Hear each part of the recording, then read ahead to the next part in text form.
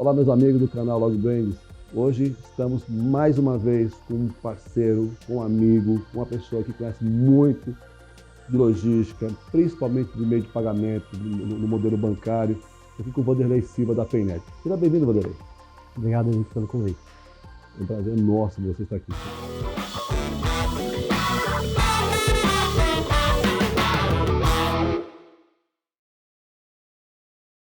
Vanderlei, fala um pouquinho para mim aqui desse cenário que você vive, né? Desenvolvimento de bancos, desenvolvimento de meio de pagamento. Explica o que é, inclusive, um pouco o que é meio de pagamento para o nosso público da Logbrands. Bom, a minha entrada em meio de pagamento, ela ocorreu na área de transporte, tá? Desenvolvendo meio de pagamento para frutista, isso já há mais de 20 anos atrás, sem interveniência humana, e dali eu peguei gosto, porque era um meio de pagamento não simplesmente para pagar, mas também para controlar e levar segurança e facilidade ao condutor, ao dono de uma transportadora, ao dono de uma rede ou dono de um posto de combustível. Então, para fechar toda a cadeia, né?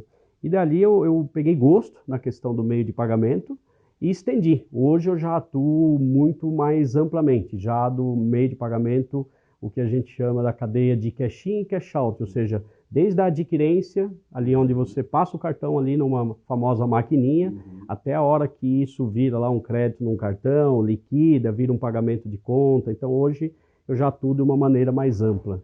Mas é um segmento apaixonante, é um segmento que nenhuma economia funciona sem meio de pagamento, sempre vai ter alguém comprando, alguém vendendo e precisa circular o pagamento. E esse pagamento tende a ser cada vez mais eletrônico.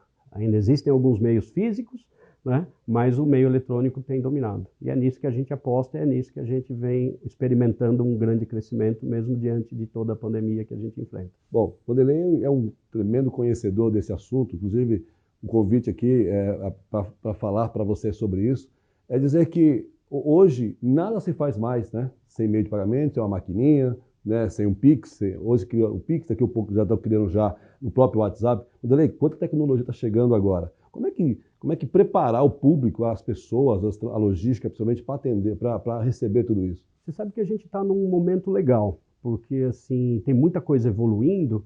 E há alguns anos atrás, tudo que era muito novo, muito inovador, disruptivo, ou que não estava amparado por empresas de nome muito grande, ele era muito difícil de ser implementado. A maioria tendia a um fracasso, tá? Hoje não, hoje a cultura facilita muito isso. Então isso que você falou, por exemplo, de chegar ao meio de pagamento ali, um Pix, um WhatsApp, vamos pegar o exemplo do Pix. O Pix, ele pegou rapidinho, as pessoas todas começaram a utilizar, né? E se fosse isso antigamente, não, as pessoas iam ter mais receio e tudo. Então, isso daí é um exemplo. Um outro exemplo hoje, assim, hoje você tem aí uma infinidade de bancos, né? Então, você tem lá o fulano banco, o beltrano banco, e com muita facilidade ele consegue abrir uma conta de pagamento ou uma conta digital normal e ele atrai clientes. Ele oferece ali um pacote de vantagem, ele consegue atrair clientes, né? Então é uma outra prova também de que a barreira cultural, né, também tem sido vencida, né? E na parte maquininha, idem. Antigamente você tinha maquininha de 3 cores no mercado que eram vinculadas a 3 grandes corporações. Hoje você tem uma infinidade de cores de maquininha vinculado a N tipos de operação, cada uma com flexibilidade, focada em determinados nichos. Então eu acho que a gente está num momento bacana, que assim, a tecnologia está muito segura hoje, está muito ágil, está muito ampla, o acesso a ela está amplo, mas eu destacaria como um ponto principal nisso essa abertura cultural, ou seja, essa aceitação. Antigamente, imagina, você chegava com a maquininha roxa lá, o cara falava, quem é você, não sei o quê, eu vou ficar com a máquina vermelha mesmo, ou com a azul, ou com a laranjinha e tal, né? Hoje não, o cara chega e fala, cara, você me atende bem, tem uma taxa legal ali e tal, cara, bota aí, vamos trabalhar. E com isso já tem mais de 400 empresas colocando maquininhas, tem mais de uma infinidade, nem sei quantos bancos já colocando contas, gerando cartão, meio de pagamento. E então isso facilita muito. E aí trazendo para a parte do transporte, a mesma coisa. Lá atrás, um condutor ali, um motorista, né, ele tinha pouco acesso à tecnologia e também tinha essa resistência. Hoje ele não tem essa resistência, ele tem o acesso à tecnologia, ele sabe usar e usa. Então isso facilita os meios, né? Isso facilita. Então a gente está bastante feliz com o que está acontecendo conosco. E o Brasil é referência, né? Claro. O Brasil é referência mundial para tudo que é tecnologia de meio de pagamento, o melhor sai daqui. Eu sei que você criou um dos meios de pagamento para uma da grande empresa, que é para meio de transporte, né, para poder facilitar, para viabilizar aí a questão do transporte. Como que foi isso, né, num momento que pouco se falava sobre esses meios, né, essa possibilidade? Como é que foi ser disruptivo no meio de um mercado tão duro, difícil de se mudar tão rapidamente? Lá atrás, eu iniciei isso daí em 2012, né? E a entrega efetiva ocorreu em 2015, mas eu mesmo com poucos recursos consegui criar um meio de pagamento que focado para a área de transporte, focado para a área de logística, né, onde você tem uma série de parâmetros de gestão e de controle. O transportador ele não quer simplesmente pagar, ele quer pagar com segurança, ele quer pagar com controle, ele quer aproveitar o meio de pagamento para fazer uma melhor gestão da sua frota. O combustível representa, em alguns casos, quase 50% do custo de uma frota, né, do custo total. Então, merece muita atenção, bastante atenção, gestão e controle, não simplesmente pagar. E ele precisa de fluxo também, ele precisa de prazo, ele precisa de controle. Então, eu peguei tudo isso daí, que eu já tinha participado de vários projetos, criado várias coisas, e resolvi criar o meu próprio projeto. Então, de novo, mesmo com poucos recursos, consegui criar um modelo tecnológico que ia desde a emissão, processamento, autorização, captura, a cadeia toda. E eu hoje tenho orgulho de dizer que eu criei algo que foi implantado com sucesso no Brasil. A minha empresa foi adquirida por um grande grupo estrangeiro, que vinha há mais de 10 anos tentando criar e não conseguiu, né? E eu sozinho fui lá e criei, sozinho obviamente, não, tive ajuda ali de um hall de colaboradores bastante importante, né? Mas consegui criar e implantar, e quando eu entreguei e passei o bastão, isso já estava implantado e funcionando em 3 países. Então, ou seja, nasceu no Brasil. Então isso é uma coisa que também me dá bastante orgulho. Para a economia nacional, nós sabemos que hoje, bancos, hoje você aperta um app e hoje você abre um banco em qualquer situação. E sabemos que existe aí uma certa resistência de né, da população. Hoje, para olhar, para saber exatamente qual é o banco ideal, para saber qual que é o meio de pagamento ideal, qual é a forma que você faz os pagamentos, passa por um critério, mesmo a pessoa que menos conhece ou que mais conhece. Hoje, qual é o conselho que você dá, conhecendo, né, claro que dentro dos parâmetros que você tem, o conselho que você dá para a população preocupada com isso, principalmente com o motorista de caminhão, que o cara só entra no caminhão, entra para um lado para o outro, às vezes é a pessoa que viaja para um ponto para o outro, eles muito pouco, né, tomam decisões no banco, ali no app. Ele tem mais que fazer uma operação muito rápida. Qual é o conselho que você dá, sendo um especialista, para esse público que está usando os bancos agora, que está abrindo banco de tudo que é jeito agora, né? O ponto-chave, tá, é a questão da segurança. Não só a segurança tecnológica, mas a segurança de retaguarda. Então, assim, ó, procure saber qual é o grupo, qual é a empresa que está por trás daquele app ou daquele cartão e tal que está te oferecendo. Então, assim, veja, hoje em dia você tem ferramentas muito boas na internet de procurar, para procurar a reputação de uma empresa, das pessoas. Então, faça uma consulta, não saia colocando o seu dinheiro em qualquer lugar, né? Então, essa é a segurança mais institucional do negócio. E o outro ponto que eu dou de atenção é a segurança tecnológica, tá? Existem alguns macetes, algumas coisas de segurança para pessoas, às vezes, que não mais leigo do ponto de vista da tecnologia, que são muito simples e funcionam. Por exemplo, você vai acessar um site lá de um banco seu, uma recomendação simples, assim, ó, a primeira vez que você digitar a senha, digita errado, de propósito, tá? Então você vai lá e digita a senha errada de propósito. Por quê? Se você estiver no seu ambiente, ele vai identificar que você digitou a senha errada e vai te alertar. Se você estiver num ambiente comprometido, não, porque ele não conhece tua senha, ele talvez está ali gravando. Então são algumas dicas simples, né? Tá sempre monitorando, vendo notícia. Como você tem uma diversidade hoje, você pulverizar os seus recursos é sempre bem interessante, né? Agora, tem uma outra coisa que aí o brasileiro, aqui o brasileiro pode se preocupar um pouco menos, que é a segurança das instituições. Qualquer instituição que é regulamentada pelo Banco Central e tudo, é um banco registrado e tal, cara, ele tem o FGC, que é um fundo garantidor de crédito lá, então você está seguro ali contra algum problema que o banco possa ter e tal. Eu mesmo estava contando hoje para uma pessoa, em 1998 eu tinha investimento num banco e esse banco quebrou, tá? e eu não tive problema em receber nada, eu não perdi um centavo. Por quê? Porque é um banco regulamentado. Então as nossas leis, o Bacen aqui ele atua muito forte, tudo, está uma grande prova aí da atuação dele com o Pix, que lógico, tem ainda algumas coisas a melhorar, isso faz parte, é uma mudança muito grande, né? Mas eu daria essas duas dicas, assim, olha, é a segurança das instituições, tá? Ficar atento, e a segurança tecnológica. E não precisa ser expert, não precisa ser hacker, nada disso. Se você tiver meia dúzia de dicas ali, você está seguro. Vanderlei, nós estamos com alguns temas aqui de logística, principalmente por isso nós estamos batendo forte nessa questão de logística, transporte. Hoje as empresas querem, algumas empresas, grupos grandes, querem criar o seu próprio banco, né? Criar as suas garantias, as suas tecnologias. Eu imagino que seja tão simples criar um banco, né? Como você falou, existe todo um critério aí do Banco Central. Como é que hoje uma empresa, como começa uma análise de ter um banco, e aí até que ponto, isso questão de garantia financeira, garantia de tecnologia, até que ponto a empresa pode pensar em criar um banco para ela, para o seu público, ou uma cidade, ou um país, né, com relação a isso? De novo, lá atrás, você pensar em criar um banco era uma ideia, assim, eu participei lá atrás da criação de um banco, com um pessoal que eu trabalhei, que era lá do Sul, de um grupo muito grande, assim, ó, muito dinheiro envolvido, muito tempo, muita burocracia. Hoje, isso daí facilitou bastante, mas facilitou sem prejuízo de segurança. Então, hoje você já consegue montar um banco e elevar a escala desse banco, porque você pode ser um banco de uma atuação mais de nicho, mais restrita, um banco digital, você pode crescer, evoluir até um banco de varejo, de atuação mais de grande porte, tudo, né?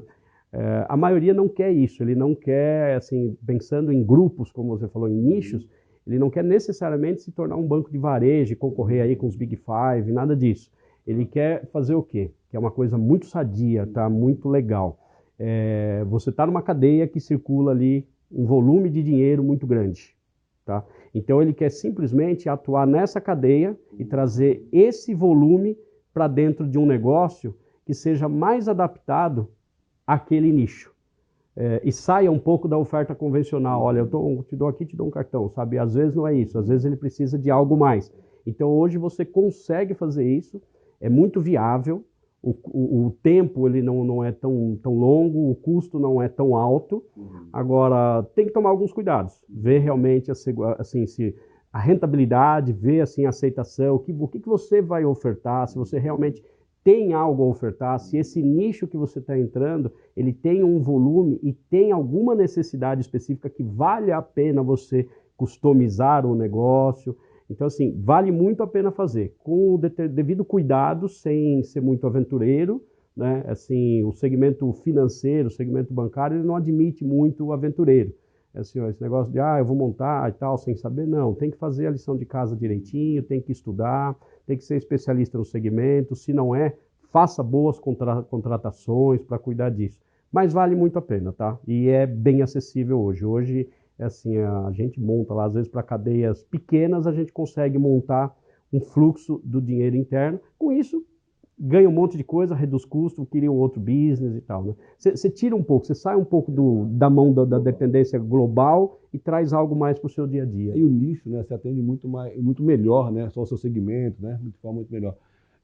Vanderlei, nós estamos hoje aí com várias fintechs sendo criadas em todo momento, né, entra dinheiro, sai dinheiro. Dentro desse conceito hoje de fintechs, hoje bancos e fintechs acaba sendo uma associação muito perfeita. A Paynet hoje ela atua em qual setor exatamente? Criação de banco, meio de pagamento, e existem outros negócios que a Paynet está atuando, porque eu sei que vocês trabalham com logística, com próprios bancos, né? Qual é o atendimento que a Paynet faz hoje? Até porque vocês já estão há muito tempo no mercado atendendo já uma demanda que pessoas nem conhecem a Paynet, mas já tem seus produtos lá atuando que não conhece quem foi desenvolveu. Nós somos transparentes para a ponta, tá? Nós atendemos todo mundo que é meio. Então lá na ponta pode ser que tenha alguém utilizando algum sistema, Powered by Paynet, mas ele não conhece a Paynet porque eu não atendo o varejo. Então eu atendo quem atende o varejo.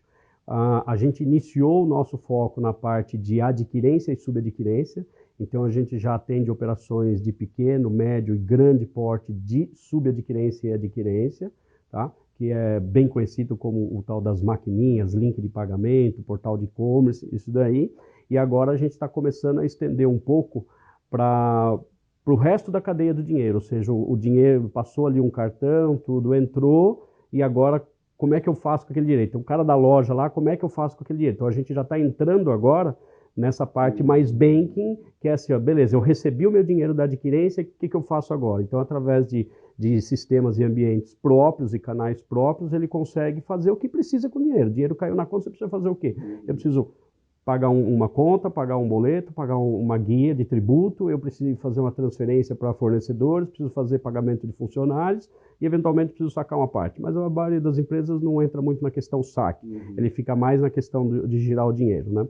Então, esse é um ponto. O outro ponto que aí a gente gosta bastante de trabalhar, e falando um pouco da logística, assim, ó, a logística, do jeito que ela está crescendo agora, por conta, e isso vai ficar, né? Acabou a pandemia, mas isso acho que vai, mesmo acabando a pandemia, essa inovação vai permanecer, que é o quê? A cultura da compra online, da compra à distância, ou através de um aplicativo e tudo. Hoje em dia o cara ele quer comprar, ele quer receber em 3 horas, sabe? E beleza, comprar a logística você resolveu, só que a logística ela tem que caminhar junto com o pagamento, porque o cara que vende na logística, ele precisa receber e ele precisa de segurança. Tá? Não é, exatamente, não é simplesmente um pagamento online que dá toda essa segurança para quem vende e para quem entrega. Então a gente tem lá, por exemplo, sistemas que funcionam linkado com a logística para facilitar toda a entrada do dinheiro e o devido direcionamento desse dinheiro. Porque às vezes você é o cara que entregando, mas você está com uma maquininha lá, mas o dinheiro não é para você, o dinheiro tem que ir direto para quem forneceu. Então, também criar essas soluções que livram os meus clientes de encargos desnecessários, bitributação, fluxo financeiro exaustivo, também faz parte do nosso negócio. Então, o nosso negócio não é só a tecnologia, é a tecnologia voltado a atender demandas específicas, mas com o conhecimento tributário, com o conhecimento fiscal e legal para poder ajudar na cadeia, levar segurança e reduzir custo. Você sabia disso? Muita coisa, muita informação. Pessoal, o Vanderlei é um conhecedor, na verdade é um instrutor, é um mentor dessa área aqui, ele vem sempre fazendo matérias com a gente fantásticas. Vanderlei, para quem está hoje começando a abrir uma startup, um pequeno negócio, queria que você falasse para eles aqui qual é a dica que você dá para quem está querendo migrar para esse segmento e a atenção, principalmente para manter o negócio rentável. Para todo mundo aí que, como envolve o negócio financeiro, então a gente deu o nome agora de fintech, né? Então está na moda muito essa nomenclatura fintech, que tem a ver com a junção de todo o aparato financeiro e com tecnologia inovadora e disruptiva, tá? E novos negócios. Esses novos negócios surgem porque as grandes corporações têm sistemas e processos e projetos muito grandes e robustos e têm uma dificuldade grande em ser ágil. Então as pequenas empresas aproveitam toda essa falta de agilidade para criar coisas muito rápido. Então tem um monte de oportunidade. Primeiro conselho, não seja aventureiro. A gente lida com dinheiro e dinheiro de terceiro. Então a gente tem um monte de norma, regularidade para ser atendido, compliance. Então não dá para simplesmente achar, olha, eu tive uma ideia legal aqui, vou fazer. Não. Estuda o segmento, se informa, contrata uma consultoria, contrata um especialista, faça uma análise de investimento. Tem muita fintech que morre no meio do caminho, sabe por quê? Porque não dimensionou bem a quantidade de recurso e o tempo de retorno. O tempo de retorno, ele varia muito em função do tipo de negócio.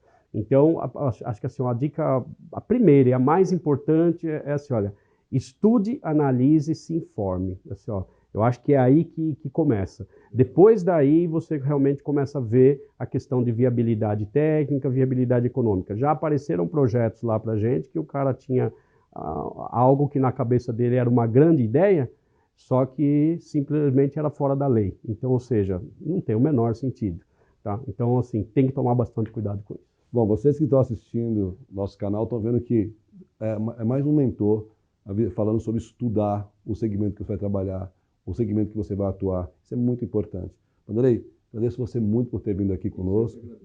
Quero que você venha em outras oportunidades conosco aqui, porque tem esse assunto, ele vai muito além só do tempo, né? Ele vai até já pensando no futuro, porque já está começando a pensar em outras coisas do futuro.